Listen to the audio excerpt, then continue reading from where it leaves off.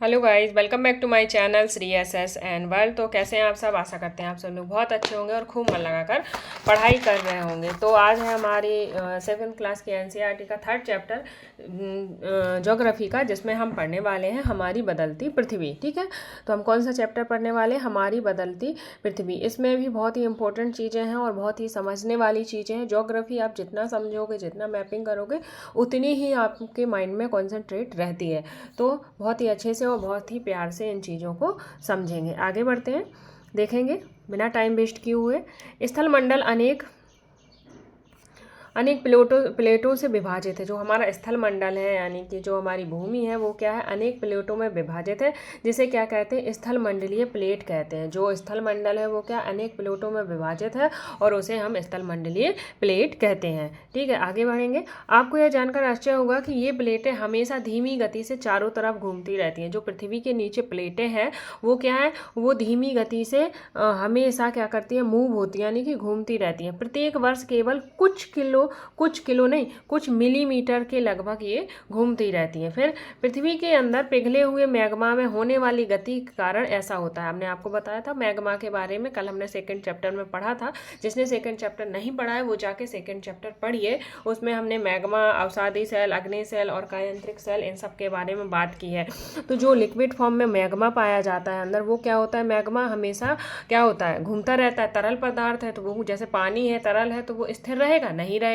इसी तरह मैग्मा स्थिर नहीं रहता है, जिसके कारण हमारी क्या होती है? पृथ्वी की प्लेटें हमेशा घूमती रहती हैं। ठीक है, ध्यान रखेंगे। ये पॉइंट समझ में आ गया होगा। अगर क्वेश्चन बनता है कि जो पृथ्वी में प्लेटें हैं वो किसके कारण मूव होती हैं या किसके कारण घूमती हैं, तो वो हो जाएगा पिघले हुए मैग्मा में होने वाले गति के कारण। ठीक है, आई होप चीज़ें क्लियर हो रही होंगी। पृथ्वी के अंदर पिघला हुआ मैग्मा एक वृत्तीय रूप में घूमता है। जो मैग्मा है वो किस रूप में घूमता है? वो वृत्ताकार रूप में घूमता है, ऐसे सर्कुलर फॉर्म में घूमता है। इस चीज़ का आप ध्यान रखेंगे, जैसा कि क्रियाकलाप में दिखाया गया। क्रियाकलाप में क्या दिखाया गया है?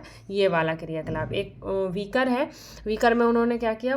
पानी रख दिया। ठीक है, पानी क्या हो रहा है? बॉयल हो रहा है। इसमें छोटी सी बॉल डाल दी। जब पानी हाई टेम्परेचर पर बॉयल होगा तो वो बॉल क्या होगी? बॉल ऐसे ऐसे घूमती है ना, और पानी भी ऐसे ऐसे सर्कुलाकार में बाहर की ओर निकलता है, बलबूले निकालता है। और जब पानी बॉयल होता है तो क्या होती है? ये बॉल जो है वो ऊपर की ओर आ जाएगी। और जब ठंडे पानी में बॉल को डालोगे या कागज की गोली बना के डालोगे तो वो कहाँ होगी? नीचे की ओर चली जाएगी।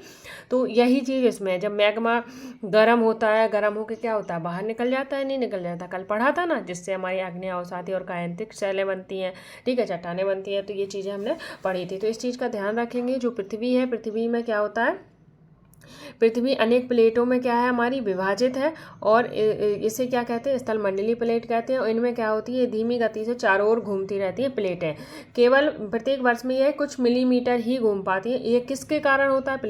प्लेटें क्यों घूमती हैं? तो वे मैग्मा में होने वाली गति के कारण घूमती हैं। और मैग्मा किस रूप में घूमता है? तो मैग्मा आपका वृत्तीय आकार में घूमता है। आगे बढ़ेंगे। प्लेट की इस गति के कारण पृथ्वी की सतह पर परिवर्तन होते रहते हैं। जो प्लेट की गतियां हैं, इस कारण क्या होता है? हमारी पृथ्वी की सतह पर परिवर्तन होते हैं। पृथ्वी की गति को उन बलों के आधार पर विभाजित किया गया है। एक मिनट। पृथ्वी की गति, जो पृथ्वी है, पृथ्वी को उन आधार पर विभाजित किया जिनके कारण ये गतियाँ उत्पन्न होती हैं। जो बल पृथ्वी के आंतरिक भाग में घटित होते हैं, यानी कि पृथ्वी को विभाजित किया गया है किसके आधार पर? जिसके जो गतियाँ पृथ्वी में उत्पन्न होती हैं। यानी कि एक होता है आपका अंतर्जनिक, यानी कि एंडोजेनिक फोर्स, और एक होता है बहिर्जनित, यानी कि एक्सोजेनिक फोर्स। जैसा कि अंतर मतलब अंदर, तो अंतर्जनित फोर्स मतलब जो पृथ्वी के अंदर घटित होता है, और बहिर्जनित बाहर। तो बहिर्जनित से आपको समझ में आ रहा, बाहर जो चीज़ें बाहर घटित होती हैं। ठीक है, तो इस रूप में उन्हें बांटा गया है। यानी कि जो बल पृथ्वी के आंतरिक भाग में घटित होते हैं उन्हें अंतर्जनिक बल कहते हैं, यानी कि इंग्लिश में उसे क्या कहते हैं? एंटोजेनिक फोर्स कहते हैं। तो दोनों ही शब्द आपको याद होने चाहिए। अंतर्जनिक, इंग्लिश में एंडोजेनिक कहते हैं। जो बल पृथ्वी की सतह पर उत्पन्न होते हैं, सतह यानी कि ऊपर उत्पन्न होते हैं, उसे बहिर्जनित बल कहते हैं, यानी कि एक्सोजेनिक फोर्स कहते हैं। अंतर्जनिक बल कभी आकस्मिक गति उत्पन्न करते हैं तो कभी धीमी गति। जो अंतर्जनिक है, जो अंदर चीज़ें चल रही हैं, वो क्या होती है? कभी तो उन्होंने क्या आकाश में अचानक चीज़ें उत्पन्न हो जाती हैं, और कभी धीमी गति में, जैसे भूकंप हुआ, ज्वालामुखी, ये कैसी गतियाँ हैं? ये आकाश में गति के कारण पृथ्वी की सतह पर अत्यधिक हानि पहुंचाती है। कौन कौन? भूकंप और ज्वालामुखी, ये क्या है? आकस्मिक गति के आपके उदाहरण हो जाते हैं। अब देखेंगे ये वाला ग्राफ, इसमें आपकी गतियां दी गई हैं। ये बहुत ही इंपॉर्टेंट ग्राफ है, तो आप इसको देख लेंगे और अपनी कॉपी में नोट डाउन भी कर लेंगे।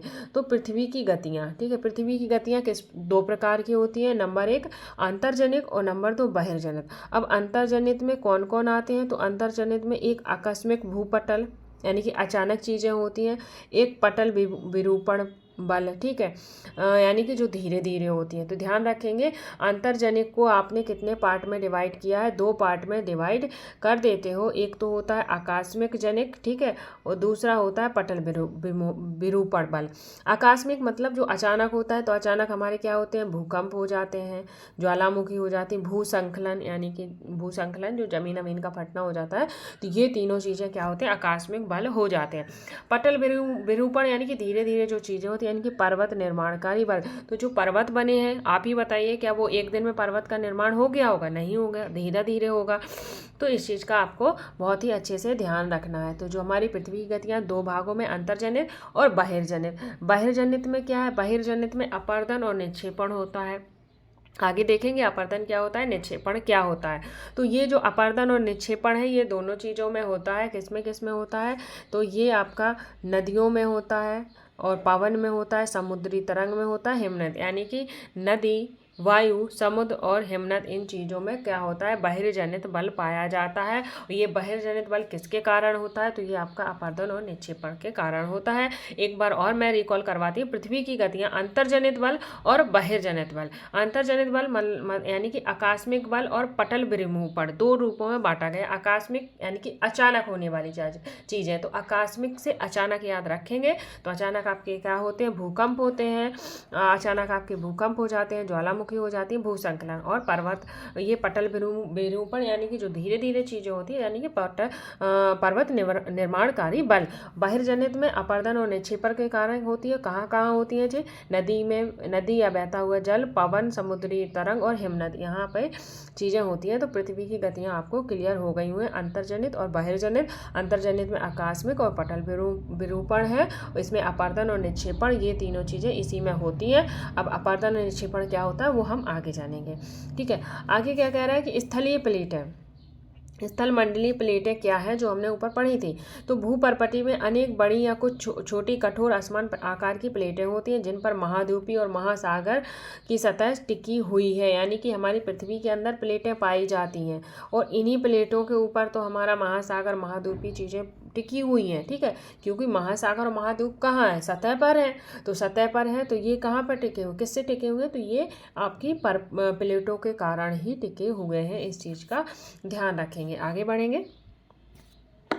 अगर चीज़ें समझ में आ रही हैं तो please like, share and subscribe करिएगा और इस सीरीज के साथ जुड़े रहिएगा। और बहुत यकीन मानिए आपका कोई भी क्वेश्चन नहीं छूटेगा, हर चीज़ आपको इस सीरीज में कवर करवाई जा रही है, ठीक है। अब देखेंगे ये क्या है? एंडो और एक्सो, 2 चीज़ों में विभाजित किया गया, एंडो और एक्सो, जो हमने पढ़ा था ना, एंडोजेनिक और एक्सोजेनिक। तो एंडो का मतलब क्या होता है? अंता, और एक्सो का मतलब होता है बाहर। तो जब हम एंडो में जेनिक जोड़ देंगे तो हमारा क्या बन जाएगा? एंडोजेनिक। और जब हम एक्सो में एक्सो में जेनिक जोड़ देंगे, एक्सो में जेनिक जोड़ दे देंगे तो क्या बन जाएगा हमारा? एक्सोजेनिक। तो एंडो का मतलब होता है अंता और एक्सो का मतलब होता है बाह्य और जेनिक मतलब उत्पत्ति। अगर क्वेश्चन आ जाता है जेनिक का मतलब क्या होता है, तो उत्पत्ति हो जाता है। एंडो का मतलब अंता हो जाता है, एक्सो का मतलब बाह्य हो जाता है। तो एंडो को जेनिक के साथ जोड़ेंगे तो एंडोजेनिक, और एक्सो के साथ जेनिक जोड़ेंगे तो एक्सोजेनिक हो जाता है। आगे बढ़ेंगे। ज्वालामुखी भूपर्पटी पर खुला एक ऐसा छिद्र होता है जिससे पिघले हुए पदार्थ अचानक से निकलते हैं। तो हमने पढ़ा था क्या आकस्मिक बल में कौन आते हैं? भूकंप, ज्वालामुखी और भूसंकलन, ये चीज़ें आती हैं। तो हम पहले किसे टैकल कर रहे हैं? ज्वालामुखी को। तो ज्वालामुखी क्या है? भूपर्पटी पर खुला हुआ एक छिद्र होता है जिससे पिघला हुआ मैग्मा अचानक से बाहर निकलता है, वो क्या कहलाता है? ज्वालामुखी। तो आप ये देख पा रहे होंगे, ये ज्वालामुखी का सीन है, फोटो है। ठीक है। ये क्या है, ये आपकी मेंटल है, आपको मैंने पढ़ाया था ना मेंटल। ये क्या है, भूपरपटी, और अंदर क्या होती है, क्रोड। पर जो मैग्मा है, मैग्मा कहाँ से पाया जाता है, वो आपका मैग्मा मेंटल पर पाया जाता है। इस तरह से ध्यान रखेंगे। और ये क्या है, मैग्मा कोस्ट। क्या हो जाता है, मैग्मा कोस्ट, यानी कि मैग्मा। अब मैग्मा यहाँ गर्म हो रहा है, गर्म होके क्या होगा, निकलेगा। तो कुछ तो यहाँ से निकल गया, कुछ यहाँ से निकल गया, कुछ यहाँ से निकल गया। तो जहाँ से ये मेन क्षेत्र बना है, तो इसे क्या कहते हैं, इसे क्रेटर कहते हैं। अगर क्वेश्चन बनता है कि ज्वालामुखी जिस क्षेत्र से निकलता है उसे क्या कहते हैं, क्रेटर कहते हैं। या क्वेश्चन आता है कि जिस क्षेत्र से गैस और राख निकलती है, यानी कि पृथ्वी के जिस क्षेत्र से गैस और राख निकलती है उसे क्या कहते हैं, वो क्रेटर कहलाती है। और जो भी ये जो ज्वालामुखी जा रहा है तो इसे क्या कहते हैं, निकास बेंट कहते हैं। और जो ये रेड रेड बह के आ रहा है वो लावा कहलाता है, आपको पता है। ठीक है, आगे बढ़ेंगे। जिसने सेकंड चैप्टर नहीं देखा है तो गाइस जाके आप पहले अपना सेकंड चैप्टर कंप्लीट करिए, देन आपको ये लावा वाली चीज़ें, मैग्मा, ये चीज़ें सारी समझ में अच्छे से और आ जाएंगी। ठीक है, आगे बढ़ेंगे। आगे कह रहा है कि इस प्रकार स्थल मंडलीय प्लेटों की गति के करने पर पृथ्वी की सतह पर कंपन होता है। यानी कि जो स्थलीय प्लेटें होती हैं तो वो क्या करती हैं, गति करती हैं, जिससे क्या होता है, पृथ्वी पर कंपन पैदा होता है। यह कंपन पृथ्वी के चारों ओर गति करता है। जो कंपन है वो पृथ्वी के क्या होता है, चारों ओर गति कंपन करता है। इस कंपन को क्या कहते हैं, हम भूकंप कहते हैं। जब प्लेटें हमारी मूव होंगी इधर से उधर, मान लो ये प्लेटें हैं और ये आपस में ऐसे टकराएंगी तो क्या होगा, हमारी पृथ्वी में कंपन होगा। और इसी कंपन को हम क्या कहते हैं, इसी कंपन को हम भूकंप कहते हैं। ठीक है, आगे बढ़ेंगे।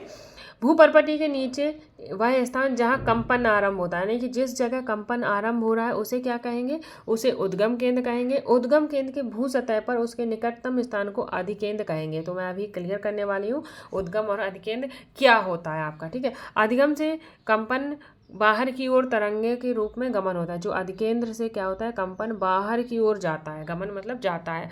और अधिकेंद्र के निकट भाग में सर्वाधिक हानि होती है। अधिकेंद्र से दूरी बढ़ने पर भूकंप की तीव्रता में क्या आती है, कमी आती है। तो आप जानेंगे अधिकेंद्र और अधिगम क्या होता है, तो इस ग्राफ से जानेंगे। मान लो ये पृथ्वी का अंदर का हिस्सा है, ये पृथ्वी के अंदर का हिस्सा है जहाँ प्लेटें हैं, मैग्मा है, ये सारी चीज़ें हैं। तो यहाँ से क्या हुआ, आपका भूकंप उद्गम हुआ, यानी कि भूकंप उद्गम हो रहा है। तो जब भूकंप जहाँ जिस जगह से भूकंप उठेगा उसे क्या कहेंगे, उद्गम केंद्र कहेंगे। वह स्थान जहाँ भूकंप उत्पन्न होता है वह भूकंपीय ऊर्जा या उद्गम केंद्र कहलाता है। ठीक है, अब ये चीज़ें कहलाती हैं। यहाँ से उद्गम हुआ, अब उद्गम होके कहीं तो जाएगा, तो जिस जगह पे वो सीधा टकराएगा, तो यहाँ वो टकरा रहा है, यहाँ तो यहाँ टकरा रहा है, यानी कि पृथ्वी की ऊपरी सतह पर जहाँ टकराएगा वो क्या कहलाएगा, आपका अधिकेंद्र कहलाएगा।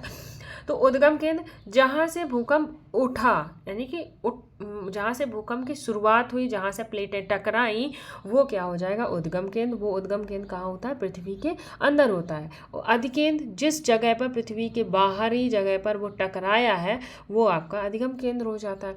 फिर क्या स्टेटमेंट पढ़ा था कि जहाँ पर जिस अधिगम में वो शुरू हुआ, यानी कि इस एरिया में क्या होगा, इस एरिया में ज़्यादा क्षति होगी।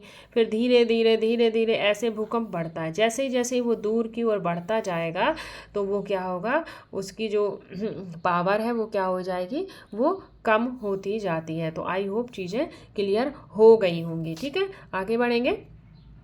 तो आपको पता चल गया उद्गम केंद्र क्या होता है, जहाँ से भूकंप उठता है और फिर जहाँ पृथ्वी की सतह पर, ऊपरी सतह पर टकराता है वो अधिगम केंद्र होता है।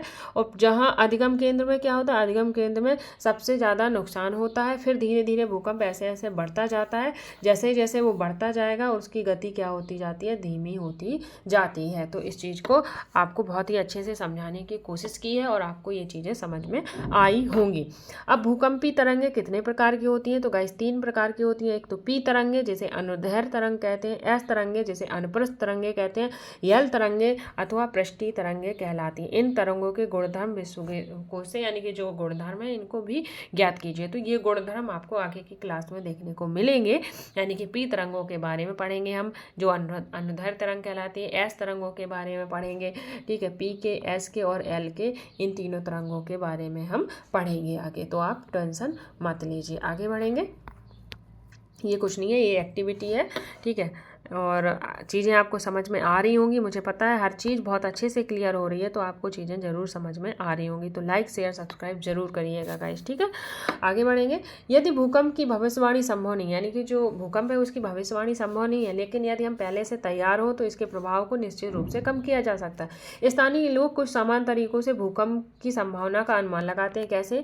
वो जानवरों के द्वारा, यानी कि जानवरों के व्यवहार का अध्ययन करके, तालाब में मछलियों की उत्तेजना और सांपों का धरातल पर आना, यानी कि सांप जब बाहर आते हैं तब ये माना जाता है कि धरती पर क्या हो रहा है, कंपन हो रहा है। जानवरों को आभास हो जाता है भूकंप का, तो उनके अध्ययन से पता चल जाता है। मछलियों में भी उत्तेजना उत्पन्न हो जाती है, तो इससे भी भूकंप का पता चल जाता है। तो गुजरात में भूकंप आया था। कब आया था? तो गुजरात में 26 जनवरी 2001 को गुजरात के भुज शहर में आया था, और रिक्टर स्केल में इसे 6.9 की तीव्रता वाला भीषण भूकंप नापा गया था। तो ये यहाँ पे हानि हुई थी, ठीक है। आगे बढ़ेंगे।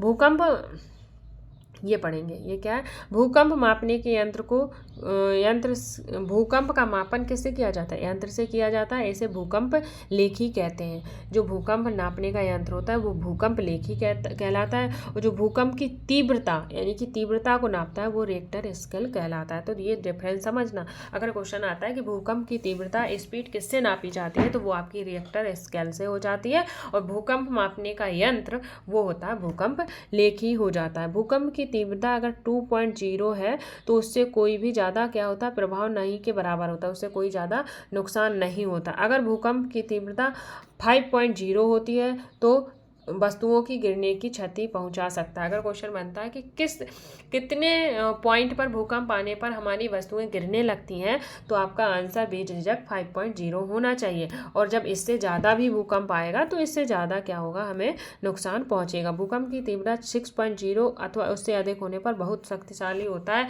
जिसकी तीव्रता 7 पॉइंट अधिक होती है अथवा वह सर्वाधिक शक्तिशाली समझा जाता है। तो भुज में जो आया था वो 6.9 का आया था, तो इसका मतलब ये बहुत ही शक्तिशाली भूकंप आया था। तो ये भी इंपॉर्टेंट बॉक्स नहीं है, ये है, ये पढ़ेंगे। भूकंप के बचाव से कैसे हम तैयारी करें। भूकंप के दौरान कहाँ आश्रय लें? तो सुरक्षित स्थान किन चीज़ों से दूर रहना है, पहले से क्या तैयार रहना है, ठीक है। तो सुरक्षित स्थान क्या हो सकते हैं? अगर भूकंप आता है तो आपको रसोई के काउंटर या मेज के नीचे, दीवार के अंदरूनी कोने में बैठ जाना है या छिप जाना है। तो इस चीज़ को आप ध्यान रखेंगे। As a teachers, as a student, सबको ये चीज़ें ध्यान में रखनी चाहिए और इन्हें अप्लाई भी करना चाहिए अगर ऐसा होता है, ठीक है। और दूर किससे रहना चाहिए? तो हमें जहाँ आग है वहाँ, चिमनी के आसपास, और जो चीज़ें टूटने वाली हैं, खिड़की, दरवाजे या दर्पण, इनसे दूर रहना चाहिए। पहले से हमें क्या तैयार करना चाहिए? तो दोनों अपने दोस्तों या परिवारों के सदस्यों के बीच ये चीज़ों की क्या करें, जानकारी फैलाएं, ताकि उनको भी इन चीज़ों का आभास हो कि हम क्या कर सकते हैं उस टाइम पे, ठीक है।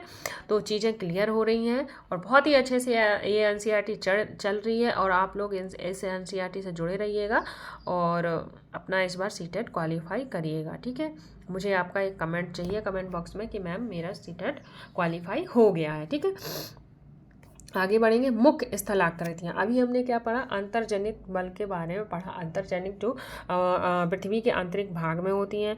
अब पढ़ेंगे हम जो बाहर जनित बल हैं, बाहरी भाग में होती है, तो वो कैसी होती है। तो मुख्य स्थल आकृतियों के बारे में पढ़ेंगे। तो अपचय अपर्दन नामक दो पराक्रमों और द्वारा दृश्य भूमि लगातार विघटित होती जा रही। तो हमने बताया था ना कि हम अपचय और अपर्दन के बारे में आगे पढ़ेंगे। तो अपचय क्या होता है, अपर्दन क्या होता है, इस बारे में पढ़ेंगे। पृथ्वी की सतह पर सेलों के टूटने से अपचय की क्रिया होती है। जो पृथ्वी की सतह है वहाँ पे क्या होगा, जो सेल है, जो पत्थर है, वो अपने ही स्थान पर टूट फूट कर बिखर गए, यानी कि ये सेल है, अब ये अपने ही स्थान पर टूट फूट कर कंकड़ पत्थरों में बिखर गई, तो ये क्या हुआ, अपक्षय कहलाता है। तो आगे बढ़ेंगे। आगे क्या है, भूदृश्य जल, पवन और हिम जैसे विभिन्न घटकों द्वारा होने वाले क्षय को अपर्दन कहते हैं। यानी कि भूदृश्य क्या, जल से, पवन से, हिम से जो विभिन्न घटक होते हैं उन्हें अपर्दन कहते हैं। कैसे? जल वायु द्वारा अपर्दित पदार्थ एक स्थान से दूसरे स्थान ले जाते हैं, उनके फलस्वरूप एक स्थान पर निक्षेपण करते हैं। अपर्दन का निक्षेपण ये क्रम पृथ्वी के धरातल और विभिन्न स्थल आकृतियों में पाया जाता है। मतलब कि वायु है, वायु ने क्या किया, यहाँ से कंकड़ पत्थर उठाए, यहाँ उड़ा कर ले गई। तो इस तरह से क्या हो रहा है, ये इस तरह से ये अपर्दन हो रहा है। और अपक्षय क्या होता है, अपक्षय अपने ही स्थान पर टूट फूट कर चट्टानों का गिर जाना अपक्षय कहलाता है। तो आपको अपक्षय और अपर्दन में क्लियर हो गया होगा। अपर्दन क्या होता है, अपर्दन नदी, पवन, हिम के द्वारा बहा कर या वायु के द्वारा उड़ाकर चीज़ें, धूल मिट्टी के कण ले जाना और दूसरी जगह पर एकत्रित कर देना, वो क्या कहलाता है, अपर्दन कहलाता है। तो अब नदी के बारे में पढ़ेंगे। नदी क्या है, नदी में क्या चीज़ें हैं, नदी के कार्य क्या पढ़ेंगे, नदी के कार्य। तो ध्यान से सुनना, नदी में कौन कौन सी चीज़ें होती हैं, कौन कौन से आकृतियाँ बनती हैं। तो नदी जल के दृश्य भूमि का अपर्दन होता है। नदी के जल से दृश्य भूमि का अपर्दन होता है, यानी कि जो नदी का जल है वो भी क्या करता है, अपर्दन करता है। जब नदी किसी खड़े ढाल वाले स्थान से अत्यधिक कठोर शैल या खड़े ढाल वाली घाटी में गिरती है तो वह क्या करती है, जलप्रपात बनाती है। अब देखो, यहाँ से नदी चली, अब यहाँ से ये सीधी गिरी, जब सीधी गिरी वेग से, तो यह क्या होगा, यहाँ पर गड्ढे होंगे। जब गड्ढे होंगे तो ये किसका निर्माण करेगी, जलप्रपात का निर्माण करेगी। तो क्वेश्चन बन जाएगा कि जब नदी किसी खड़े ढाल वाली घाटी से नीचे गिरती है तो किस तरह की आकृति का निर्माण करती है, तो वो आपका जलप्रपात हो जाता है। आगे बढ़ेंगे, और भी हैं जो जिसका निर्माण करती है। जब नदी मैदानी क्षेत्र में प्रवेश करती है, यानी कि मैदान में बह रही है, सीधा मान लो ये मैदान है, ये बह रही है, ये मैदान है, ठीक है, दिख रहा होगा आपको ग्राफ में, ये मैदान है। पहले पढ़ लेते हैं, फिर हम बात करेंगे इसके बारे में। ये क्या है, ये मैदान है, ये नदी बह रही है, तो वह मोड़दार मार्गों पर बहने लगती है, यानी कि मोड़दार ऐसे ऐसे ऐसे मुड़कर बहने लगती है। नदी के इन्हीं मोड़ को क्या कहते हैं, हम विसर्प कहते हैं। क्या कहते हैं, विसर्प कहते हैं। इनके बाद विसर्पों के किनारों पर लगातार अपर्दन और निक्षेपण शुरू हो जाता है, तो जिसके कारण किसका निर्माण होता है, वो विसर्प किस में चेंज होता है, लूप सिरे के निकट आते हैं और समय के साथ साथ विसर्प लूप नदी से कट जाते हैं और अलग झील का निर्माण करते हैं, जिसे क्या कहते हैं, हम चाप झील कहते हैं। आगे बढ़ेंगे। कभी कभी नदी अपने तटों के बाहर बहने लगती है, फलस्वरूप निकटवर्ती क्षेत्रों में क्या आ जाती है, बाढ़ आ जाती है। बाढ़ के कारण नदी के तटों पर निकटवर्ती क्षेत्रों में महीन मिट्टी और अन्य पदार्थों का निक्षेपण करती है। ऐसी मिट्टी पदार्थों को अवसाद कहते हैं। इस समतल उपजाऊ बाढ़कृत मैदान को निर्माण करती है। नदी के उथित तटों को क्या कहते हैं, तटबंध कहते हैं। समुद्र तक पहुँचते पहुँचते नदियों का प्रभाव कैसा होता है, धीमा हो जाता है, यानी कि समुद्र तक पहुँचते पहुँचते नदियों का प्रभाव धीमा हो जाता है और ये नदी अनेक धाराओं में क्या हो जाती है, विभाजित हो जाती है। अभी मैं ग्राफ को क्लियर करूँगी, पहले ये नदी वाला पढ़ लें, ठीक है। क्या हो जाती है, अनेक भागों में विभाजित हो जाती हैं और जिनको क्या कहते हैं, वितरका कहते हैं। जो नदी अनेक विभागों में विभाजित हो जाती है उसे वितरका कहते हैं। यहाँ नदी की गति इतनी धीमी हो जाती है कि अपने साथ मलबे जो मलबा है, जो चीज़ें लाई है, वो वहाँ पर छोड़ देती है, यानी कि निक्षेपण यानी कि छोड़ देती है। प्रत्येक वितरका अपने मुहाने का निर्माण करती है। जो प्रत्येक वितरका है वो मुहाने का निर्माण करती है और सभी मुहाने के अवसादों के संग्रह से क्या बनता है, डेल्टा का निर्माण होता है। तो हम पहले ये वाला नदी वाला ग्राफ आपको समझाएंगे क्योंकि इससे क्वेश्चन बनता है, तो चीज़ों को समझेंगे। तो सबसे पहले वो क्या कह रहा था कि नदी जो है वो मैदानी भाग में बहती है, तो ये आपका मैदानी भाग हो गया, ठीक है। फिर आपकी यहाँ से ये देखो, ये आपकी नदी इठलाती बहलाती हुई बह रही है, ठीक है, बह रही है। तो क्या हुआ, यहाँ से नदी मान लो ऐसे ऐसे बह रही है, ऐसे ऐसे ऐसे, ठीक है, यहाँ से ऐसे बही, ऐसे, तो यहाँ से बह रही थी, ऐसे बह रही थी, ऐसे ऐसे बह रही थी। पर क्या हुआ कि ये है ना, ये अंदर घुस के बह रही है। तो इस तरह के बहने को ही क्या कहते हैं, विसर्प कहते हैं। इस तरह के जो चीज़ें बह रही हैं इसे क्या कहते हैं, इसे हम विसर्प कहते हैं। ये ऐसे घूम घूम के बह रही है, ठीक है। फिर क्या होता है, फिर उसमें क्या होता है, यहाँ बीच से ये कट गई, ये कट गई, तो ये क्या कहलाई, चाप झील कहलाती है आपकी, ठीक है। ये जो लूप बनता है, ये जो क्या होता है, लूप बनते हैं, अंदर की ओर घुसकर जो चीज़ें लूप बनाती हैं, वो लूप देखो यहाँ से कट गए ना। जब कट गए तो ये इन्होंने अलग हो गए, जब ये अलग हो गए तो ये क्या कहलाए, आपके चाप झील बन जाते हैं, ठीक है। तटबंध क्या होते हैं, यानी कि जो नदी का उभरा हुआ भाग होता है, यानी कि जहाँ हम लोग आपने देखा होगा नदी में अगल बगल उभरा हुआ भाग रहता है, तो वो तटबंध कहलाती है, यानी कि नदी के किनारे बैठना तटबंध कहलाता है। अब मान लो नदी का क्या हुआ, नदी यहाँ तक बढ़ गई बाढ़ के कारण, तो यहाँ क्या होगा, यहाँ पे वो बहुत सारे अवसाद निक्षेपण करेगी, जिससे क्या होगा कि हमारी क्या होगा, बताइए क्या होगा, जिससे हमारी फसल वगैरह अच्छी होती है। तो चीज़ें क्लियर हो गई होंगी, नहीं हुई हैं तो एक बार और समझिए। ये है हमारी प्यारी नदी, ये देखो ये बहती हुई जा रही है। तो ये क्या है, जब ये ऐसे घुमावदार ऐसे ऐसे घूमकर बहती है तो ये क्या होती है, इसे कहते हैं विसर्प। क्या कहते हैं, विसर्प कहते हैं। और जब यही विसर्प नदी से कटकर अलग हो जाते हैं तो ये आपके चाप झील कहलाते हैं। क्या कहलाते हैं, ये आपके चाप झील कहलाते हैं। ठीक है, यानी इन्हें गोखुर भी कहते हैं। तो चीज़ें क्लियर हो गई होंगी। आगे बढ़ेंगे। आगे क्या है, देखो हर चीज़ को मैं क्लियर करूँगी। देखो एक बहुत ही छोटा सा चैप्टर है, कुछ बड़ा चैप्टर नहीं है। चाहती तो मैं 10 मिनट में पढ़ा के एक साइड हो जाती, पर नहीं, मुझे चीज़ें समझाना है। हर लोगों की तरह मुझे कथा नहीं पढ़नी है, मुझे चीज़ें समझाना है आपके माइंड में, वो चीज़ें मुझे फिट करनी है। ठीक है, आगे बढ़ेंगे। आगे क्या कह रहा है कि विश्व के हजारों छोटे छोटे जलप्रपात हैं। जो विश्व में क्या है, विश्व में हजारों छोटे छोटे जलप्रपात हैं। सबसे ऊंचा जलप्रपात क्या कहाँ है, वो आपका दक्षिण अमेरिका के वेनेजुएला के एंजल, वेनेजुएला का क्या हो जाता है, एंजल जलप्रपात हो जाता है। क्वेश्चन बनेगा कि विश्व का सबसे ऊंचा, ध्यान रखना सबसे बड़ा नहीं, सबसे ऊंचा जलप्रपात कहाँ है, तो वो कहाँ है, दक्षिण अमेरिका में है। और दक्षिण अमेरिका के वेनेजुएला में है। कौन सा जलप्रपात है, एंजेला जलप्रपात हो जाता है। क्वेश्चन दो प्रकार से बन सकता है, वेनेजुएला भी क्वेश्चन आंसर में आएगा और दक्षिण अमेरिका भी आएगा। तो दोनों एक साथ नहीं आएंगे, एक ही आएगा। तो आपको वेनेजुएला, अगर वेनेजुएला आता है तो वेनेजुएला टिक कर दीजिएगा, और नहीं आता है दक्षिण अमेरिका आता है तो आप दक्षिण अमेरिका टिक कर दीजिएगा। मेन है होता है आपका एंजल जलप्रपात। अगर क्वेश्चन बन जाता है कि सबसे ऊंचा जलप्रपात, तो आपका वेनेजुएला का एंजेला जलप्रपात हो जाता है। फिर एक अन्य जलप्रपात है, वो कहाँ है, उत्तर अमेरिका के, कहाँ है, कनाडा में। उत्तर अमेरिका के कनाडा तथा संयुक्त राज्य अमेरिका की सीमा पर स्थित कौन सा है, नियाग्रा जलप्रपात। यहाँ से देखना, इतनी सी लाइन से मैं 2 टाइप के क्वेश्चन बना के बताती हूँ। पहला क्वेश्चन ये बनेगा कि नियाग्रा जलप्रपात कहाँ है, तो वो अमेरिका और कनाडा या संयुक्त राज्य अमेरिका की कहाँ है, पर स्थित है। अब उसकी सीमा पर स्थित है। ठीक है, कहाँ पर स्थित है नियाग्रा जलप्रपात, अमेरिका और संयुक्त राज्य की सीमा पर स्थित है। दूसरा क्वेश्चन बनेगा कि संयुक्त राज्य अमेरिका और अमेरिका में कनाडा और संयुक्त राज्य अमेरिका की सीमा पर कौन सा जलप्रपात स्थित है, तो भी आपको क्या लगाना है, नियाग्रा जलप्रपात लगाना है। तो आई होप चीज़ें क्लियर हो रही होंगी। फिर क्या है, अफ्रीका में कौन सा है, अफ्रीका में आपका जामीबिया है। अफ्रीका में जामीबिया एवं जिम्बाब्वे की सीमा पर कौन सा है, विक्टोरिया जलप्रपात स्थित है। ध्यान रखना, अफ्रीका में जामीबिया और जिम्बाब्वे की सीमा पर स्थित कौन सा, विक्टोरिया जलप्रपात है। तो ये जलप्रपात आपको याद होने चाहिए, क्योंकि यहाँ से क्वेश्चन जरूर बनाएगा।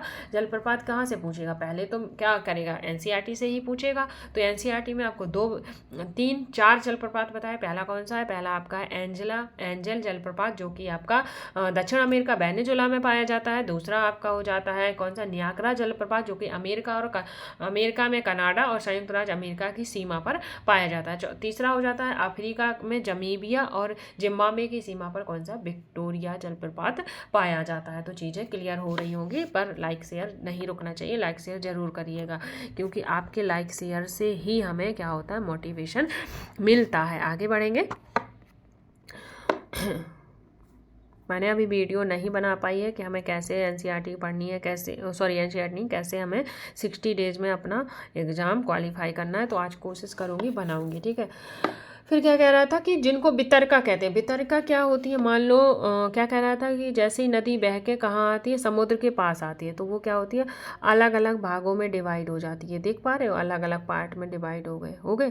तो ये क्या कहलाते हैं, आपके वितरका कहलाते हैं। जो अलग अलग पार्टों में डिवाइड हो जाती है वो वितरका कहलाती है। यहाँ नदी क्या होती है, धीमी हो जाती है। जब धीमी हो जाएगी तो ये जो स्थान दिख रहा है ना, ये वाले, यहाँ पे उन्होंने क्या किया, मिट्टी, पत्थर, कंकर, ये सारी चीज़ें यहाँ पे छोड़ दी। ठीक है, धीमी गति हो गई तो ये सारी चीज़ें छोड़ दी। जब तेज रहती है तो बहा कर ले आती हैं, तो ये सारी चीज़ें यहाँ छोड़ दी। तो यहाँ क्या किया उन्होंने, जो जितनी भी वितरकाएँ, यानी कि एक वितरका, एक ये वितरका, 1, 2, 3, 4, ये सारी वितरकाएँ अपने अलग अलग क्या करती हैं, मुहाने बनाती हैं। और मुहाने के साथ ये क्या करती हैं, अवसाद का संग्रह, ये देखो ये अवसाद कर दिए ना इकट्ठे, तो इन्हीं अवसाद के संग्रह से क्या करती हैं, ये अपने डेल्टा का निर्माण करती हैं। तो इस चीज़ का आप ध्यान रखेंगे। आगे बढ़ेंगे। तो नदी से हमने देख लिया नदी से कौन कौन सी चीज़ें बनती हैं। नदी से बेसर्प बनते हैं, नोट डाउन कर लेना एक शॉर्ट फॉर्म में। नदी से कौन सी चीज़ें आकृतियाँ बनती हैं, बेसर्प बनते हैं, और चाप झील बनती है, गोखुर झील बनती है, और आपकी वितरका बनती है, डेल्टा बनती है। तो ये चीज़ें आपकी नदी से बनती हैं। अब समुद्र की तरंगों के कारण समुद्र की तरंगों से क्या क्या चीज़ें होती हैं ये देखेंगे, ठीक है। तो क्या कह रहा है कि समुद्री तरंग के अपरदन और निक्षेपण के, रुक जाए एक मिनट बढ़ा लूँ मैं, आपको साफ दिखना चाहिए, ठीक है। तो निक्षेपण तथा तटीय स्थलाकृति बनाता है, यानी कि जो समुद्र है वो भी अपरदन और निक्षेपण से ही क्या करता है, स्थल आकृतियों का निर्माण करता है। समुद्री तरंगें लगातार सैलों से टकराती हैं। समुद्री तरंगें क्या हो रही, लगातार सैलों से टकराती हैं, जिससे क्या होता है, दरार विकसित होती है और समय के साथ साथ बड़ी और चौड़ी होती जाती है। इनको समुद्री क्या कहते हैं, इनको समुद्री गुफा कहते हैं। ये देख पा रहे हो कि ये जो पानी है बार बार बार बार बार बार यहाँ फोर्सफुली टकरा रहा है, तो यहाँ इस तरह की क्या हो जाएगी, इस तरह की दरार हो जाएगी, जिसे क्या कहते हैं हम, जिसे हम कहते हैं समुद्री गुफा कहते हैं, ठीक है। आगे बढ़ेंगे,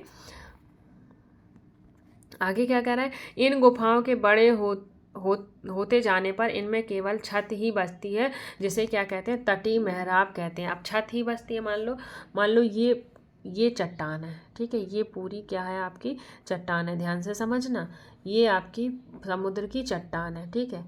अब क्या हुआ, अब इधर से बार बार पानी पानी फोर्सफुली आ रहा है, फोर्सफुली पानी आ रहा है, तो उसने क्या किया, इतनी जगह काट दी, इतनी जगह, एक मिनट, इतनी जगह काट दी, तो ये क्या हो गई, ये आपकी समुद्री गुफा बन गई कि नहीं बन गई, बन गई समुद्री गुफा। लेकिन वही पानी फिर बार बार बार बार बार बार फोर्सफुली जा रहा है, वही पानी बार बार फोर्सफुली फोर्स कर रहा है, ऐसे ऐसे, एक मिनट पेंसिल ले लूँ, फिर से वो फोर्स से ऐसे ऐसे ऐसे ऐसे कर रहा है, तो क्या होता है, फिर क्या होता है, फिर ये होता है कि ये जो गुफा, ये जो पानी है, इसे क्या करती है, आर पार कर देती है, आर पार कर देती है, और ये आपकी आकृति कैसी बन जाती है, एक मिनट, ये आकृति ऐसी रहती है, ऐसी ऐसी, और ये क्या हुआ, ये आर पार पानी हो गया। जब आर पार पानी बहने लगा तो ये क्या हो जाता है, आपके मेहराब रह जाते हैं, यानी कि यहाँ पे क्या बची, सिर्फ छत बची, और यहाँ पे ये चीज़ें आर पार ये पानी बहने लगा। तो क्या क्या देख पा रहे हो आप, क्या कह रहा है कि केवल छत बचती है, जिससे तटीय मेहराब कहते हैं। लगातार अपरदन और छत को भी तोड़ देती है। जो लगातार अपरदन है वो क्या करता है, एक मिनट फिर से बनाएंगे बाद में, ठीक है। तो क्या कह रहा है कि लगातार जो अपरदन है वो क्या करता है, फिर छत को भी तोड़ देता है, और जब छत को तोड़ देता है तो भी कोई किसी चीज़ का निर्माण करता होगा, तो क्या बचती है, सिर्फ दीवार जैसी आकृति बचती है, उसे क्या कहते हैं, स्टैक कहते हैं। मान लो ये है पिक्चर, ये देखो, उसने क्या किया, ये छत को भी तोड़ दिया, बस इतनी सी चीज़ बची, ऐसी ऐसी लंबी लंबी, तो ये क्या कहलाएगा, स्टैक कहलाएगा। तो ध्यान रखना है कि जो पानी का बहाव है, सबसे पहले उससे क्या बनती है, समुद्री गुफा बनती है पहले नंबर पे, फिर आपका दूसरे नंबर पे तटीय मेहराब बनेगा, और तीसरे नंबर पे क्या बन जाता है, आपका स्टैक बन जाता है। अगर सीरीज में आए तो ऐसे आप सीरीज में क्वेश्चन बना सकते हो। आगे बढ़ेंगे, आगे कह रहा है, जल के ऊपरी भाग लगभग ऊर्ध्वाधर उठे हुए ऊंचे सैले तटों को समुद्र भृगु कहते हैं। क्या कहते हैं, ऊंचे समुद्र तटों को क्या कहते हैं, समुद्र भृगु कहते हैं। समुद्री तरंगें किनारों पर अवसाद जमा करती हैं, जिससे क्या होता है, पुलिन का निर्माण करता है। मान लो ये समुद्र बह रहा है, ये क्या है, समुद्र के किनारे, तो ये धार से ऐसे क्या करती है, हिलोरें आती है ना, वो एकदम से बेब आती है, तो वो वहाँ यहाँ आई और फिर वापस चली गई। यहाँ पे उन्होंने क्या किया, अवसाद इकट्ठे कर दिए, क्या कर दिया, अवसाद ऐसे इकट्ठे कर दिए, तो ये क्या बन जाता है, पुलिन बन जाता है, जिसे आप लोग कहते हो ना बीच पे घूमने जा रहे हैं, तो वो ये चीज़ होती है, ठीक है। तो आई होप चीज़ें आपको क्लियर हो गई होंगी। अब समुद्र के बारे में आपने पढ़ लिया, समुद्र में समुद्री गुफा, स्टैक और भृगु और मेहराब का निर्माण होता है। अब पढ़ेंगे हिमनद, यानी कि जो बर्फ़ है, बर्फ़ से कौन सी आकृतियाँ बनती हैं। बहुत ही इंपॉर्टेंट चैप्टर है, इससे क्वेश्चन बनता ही बनता है, ठीक है। हिमनद अथवा हिमानी बर्फ़ की नदियाँ होती हैं। जो हिमनद है और हिमानी है वो क्या होती हैं, आपकी बर्फ़ की नदियाँ होती हैं। इस चीज़ का आप पहले ध्यान रखेंगे। हिमनद हिमनद अपने नीचे की कठोर चट्टानों से गोलाश्मी मिट्टी और पत्थरों का अपरदन कर देती है। जो हिमनद है वो क्या करती है, अपने नीचे की कठोर चट्टानों से गोलाश्मी मिट्टी और पत्थरों का अपरदन करती है। ये गोलाश्मी मिट्टी और पत्थरों से भूदृश्य का अपरदन करती है। हिमनद गहरे गर्तों का निर्माण करते हैं। क्या करते हैं हिमनद गहरे गर्तों का निर्माण कर देते हैं, ऐसे अंदर गर्तों का निर्माण करते हैं। पर्वतीय क्षेत्र में बर्फ पिघलने से उन गर्तों में जल भर जाता है और वे सुंदर झील बन जाते हैं। यानी कि जो पर्वतीय क्षेत्र में जो गर्त बनाती हैं वहाँ पे क्या होता है, गर्त बना दिए, यानी कि ऐसे गिर रही हैं, नीचे गिर रही हैं, वहाँ पे उन्होंने गड्ढा कर दिया। क्या कर दिया, ऐसे गड्ढा कर दिया, और यहाँ इसी में क्या हुआ, जल भर गया। तो ये जल भरने से क्या करती हैं, वो सुंदर झील का निर्माण करती हैं। तो पर्वतीय क्षेत्र में बर्फ पिघलने से उन गर्तों में जल भर जाता है और वे क्या करते हैं, सुंदर झीलों का निर्माण करते हैं। हिमनद के द्वारा लाए गए पदार्थ जैसे छोटे बड़े सैल, रेत और तलछट मिट्टी के निक्षेपण, ये निक्षेपण हिमनद हिमोड़ का निर्माण करते हैं। किसका निर्माण करते हैं, हिमनद हिमोड़ का निर्माण करते हैं। तो सुंदर झील का निर्माण करते हैं और हिमनद हिमोड़ का भी निर्माण करते हैं। अब हमने हिमनद के बारे में पढ़ लिया, अब हमें पढ़ना है पवन के बारे में। पवन यानी कि हवा से कौन सी आकृति बनती है, ठीक है। तो इम्पोर्टेंट ये भी है। तो पवन से क्या चीज़ें बनती है देखेंगे। क्या आपने कभी रेगिस्तान देखा है? बालू टिब्बे के कुछ चित्र एकत्र करने का प्रयास कीजिए। रेगिस्तान में पवन, अपरदन और निक्षेपण का प्रमुख कारण, जो रेगिस्तान है वो किसका कारण है, तो रेगिस्तान पवन के अपरदन और निक्षेपण का ही प्रमुख कारण बन जाता है। रेगिस्तान में आप छत्रक के आकार के सेल देखेंगे। क्या देखेंगे, छत्रक के आकार के सेल। आप कहोगे मैम ये छत्रक के आकार के सेल क्या होते हैं, तो ये ऐसे मशरूम जैसे बने रहते हैं, ऐसे, ठीक है, ये ऐसे बने रहते हैं छत्रक के आकार के। तो ये सेल देखे जाते हैं कहाँ पर, रेगिस्तान में, जिन्हें क्या कहते हैं, जिन्हें हम छत्रक सेल कहते हैं। फिर आगे बढ़ेंगे। गले में पेन हो जाता है क्योंकि हमें तबीयत ज़्यादा सही नहीं है ना, तो थोड़ा डाउन हो जाता है बाद में। कोई नहीं, हम अपना लेसन कंप्लीट जरूर करेंगे। क्या कह रहा है, पवन सेल के ऊपरी भाग को अपेक्षा निचले भाग को आसानी से काटती है। जो पवन है वो ऊपरी भाग की अपेक्षा निचले भाग को आसानी से काटती है। कैसे, आप समझेंगे। मान लो ये आपकी क्या है, एक वो है सेल है, पत्थर है या सेल है, कुछ भी है, ठीक है। ये सेल और पत्थर है, इसको ऐसे बना दो, ये सेल और पत्थर है, ठीक है, ये बन गई। अब वो क्या कह रहा है, जो पवन है वो पवन क्या कहती है, ऊपरी भाग की अपेक्षा क्या करती है, निचली भाग को आसानी से काटती है। तो वो निचले भाग को ऐसे ऐसे काटती जा रही है, ऐसे ऐसे काटती जा रही है। तो ये क्या बन गई, ये छत्रक का आकार बन गया ना। तो छत्रक का आकार का निर्माण इसी कारण से हो जाता है। इसलिए ऐसी सेल के आधार संकीर्ण और शीर्ष विस्तृत होते हैं। तो देख पा रहे हो, जो आधार है वो संकीर्ण हो गया और शीर्ष विस्तृत, यानी कि ये जो ऊपर का भाग है वो चौड़ा हो जाता है और नीचे का पार्ट सकरा हो जाता है। पवन चलने पर अपने साथ रेत एक स्थान से दूसरे स्थान पर ले जाती है। जो पवन है, हवा है, वो क्या करती है, धूल अपने साथ एक स्थान से दूसरे स्थान ले जाती है। जब पवन का बहाव रुकता है, जैसे ही मान लो हवा चली, जैसे ही तेज हवा चली, तो उसने क्या किया, यहाँ से धूल उठाई और यहाँ ले गई, और यहाँ पे पवन क्या हुई, स्लो हो गई। तो स्लो होके क्या करेगी, धूल मिट्टी वहीं गिरा देगी, नहीं गिरा देगी, गिरा देगी। तो वही चीज़ कह रहा है कि ले जाती है। और जब पवन का बहाव रुकता है तो रेत गिरकर छोटी पहाड़ी बनती है। यानी कि वहीं पर जब रेत धीरे धीरे गिरती रहेगी, क्या बन जाएगा, छोटी पहाड़ी बन जाएगा। इसे क्या कहते हैं, बालू टिब्बा कहते हैं। ऐसे ऐसे यहाँ पे रेत गिर रही है, तो ये क्या बन जाता है, ये आपका बालू टिब्बा बन जाता है।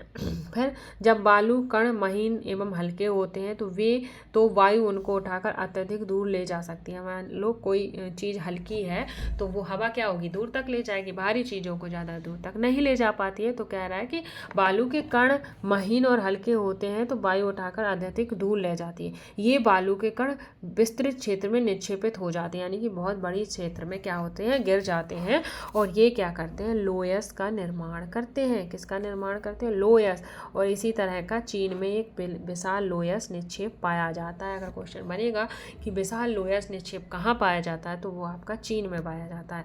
तो अब मेन बात क्या थी इस कहानी की, तो इस कथा की पूरी बात ये थी कि ये जो हवा के द्वारा कौन कौन सी चीज़ें बनती है, तो वो एक आपका छत्रक सेल हो जाता है। मैं एक बार अंडरलाइन कर दूँ फिर से, छत्रक सेल बनता है, है, फिर क्या बनता है, बालू टिब्बा बनता है, और फिर क्या बनता है, लोयस का निर्माण करती हैं। तो ये आकृतियाँ आपको ध्यान में रखनी होंगी। अब आपको चीज़ें क्लियर हो गई होंगी। तो आपने हर चीज़ को क्लियर कर लिया है, क्या पढ़ना है, कैसे पढ़ना है, ये सब मैं आपको बता चुकी हूँ। और आपको पता है कौन सी चीज़ें कहाँ बनती हैं। तो ये जो ग्राफ दिया है बाएं से दाएं लगाना है, पर मैं बाएं से दाएं नहीं लगाऊंगी, पर मैं आपको यहाँ से चीज़ें बताऊंगी किससे क्या बना, ठीक है, ध्यान से सुनना। तो क्या कह रहे हैं, नदी लूप, नदी से बनता है, जल का ठोस रूप, यहाँ से नहीं होगा क्लियर, सॉरी। तो ये अलग ही चीज़ है, इसे आपको नहीं देखना है। तो आपको क्या करना है, जो पृथ्वी है, पृथ्वी में दो तरह के वो होते हैं मूव, एक तो अंतर्जनिक और एक बाह्यजनिक होता है। अंतर्जनिक में आपको बताया था आकस्मिक और पटल विपूर्ण क्या था, पटल विरूपण करके कुछ था। तो आकस्मिक में ज्वालामुखी, भूकंप और भूस्खलन आ जाता है, उसमें पर्वत निर्माणकारी बल आ जाते हैं। और फिर आपका था क्या था, बाहर जनित में क्या होती है, अपर्दन और निक्षेपण के कारण चीज़ें होती हैं।